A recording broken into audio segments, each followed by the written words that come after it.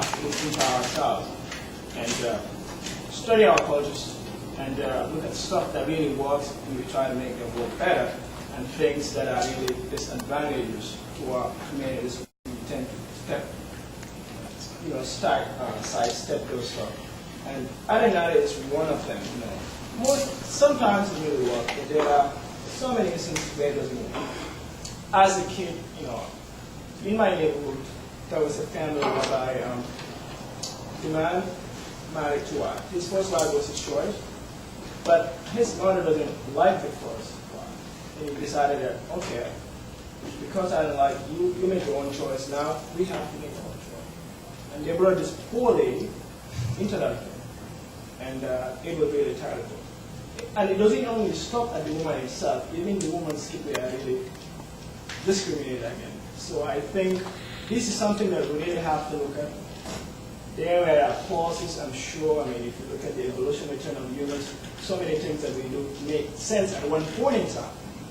But over a period of time, I think these things are really disadvantageous. But by educating both boys and girls, I think we will empower society. And I think we'll really have a better community. So I think this will really still a very good debate. It's a very debate. Very good. And the area was of chapter 3. Don't miss it. Okay, we're going to have a few more because we want to wrap it up. Mr. Tanjay, you can yeah, just I think Mr. Kante made a reference to a very important notion, which is change. Change is inevitable. But sometimes when we are so eager, we are so excited, we may not notice or really exactly evaluate the change that is occurring. Change is occurring. We see it, everywhere. As more people are accessing to education, individual empowerment, so power relationships, change in every context. This is just a comment I wanted to make. Besides that, I have the feeling that we are equating forced marriage and arranged marriage. In my view, I think to some extent we should make some difference between the two. say it again. Arranged marriage and forced marriage, I think there's a nuance between the two. Wait a minute. Yeah. Okay. What is the difference? In my opinion, as I was talking to Butler, I would say, forced marriage is when parents, people who have authority on you, didn't give you any option except to do it or to run into crisis. This way or no way out.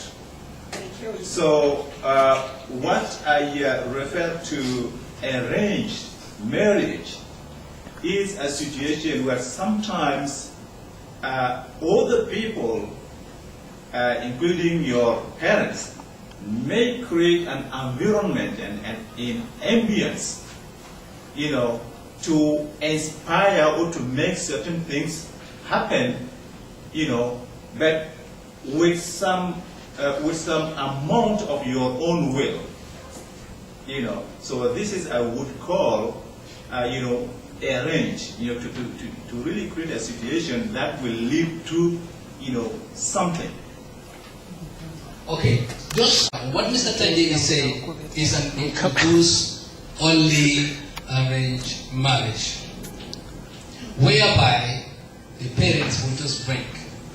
I bring Mr. Butler and my sister here, Jago. Okay, I think you guys are compatible. That's a personal philosophy from a friend or from a family member.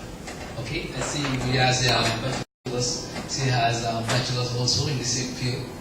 They seems to like the same kind of sport and everything. Okay, so introduce them. All right, so I would say as a family member or as an uncle or as a dad, well, once I introduce you guys, communicate and see how it's going to take you. In that case, that is the introduced arranged marriage, and that's what's mostly common in the Western Hemisphere. And Marvin and Jacob would have a choice to pursue that relationship to a marriage, or when they talk on the phone and this one is talking blue, this one is talking green, they can say, you know what, this ain't going nowhere. So that is here. I was reading one article. There was this Family Federation for Peace, World Peace, Family Federation, FFPW. They had their 9th anniversary in Barrington, New York, just right here. About 170 people met. They call it a parent marching convention. And the guest speaker there was one guy called James Stevens. He said, in God's name, in quote, in God's name, parents will have an opportunity to choose for their children. And with the children's permission. This is not a forced marriage. This is an arranged marriage, in quotation. And he continues to say that, in quotation, this kind of marriage, it will be very difficult, it will make it very difficult for these kids to divorce, because they're not only gonna reject their relationship with God, but with their church and the people in the church. So this is what happened. Ladies and gentlemen, this kind of marriage, you know what it's kind of in the middle, but it's saying that you're not only going to reject your relationship strictly.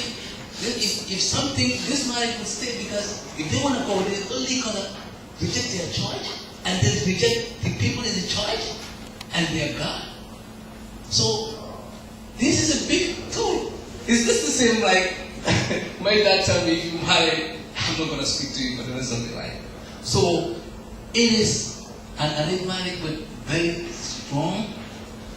They give you choices, but they come there strong because they, like Marvin was saying, they connect me with church. Now, if I don't marry her, probably I'll be afraid to go to church, or I might feel very complex because, you know what, I'm not obeying my pastors or something. So this kind of thing happened in the United States here, and sometimes it does work, but trust me, it's still an arranged marriage and it's in the middle. Yes.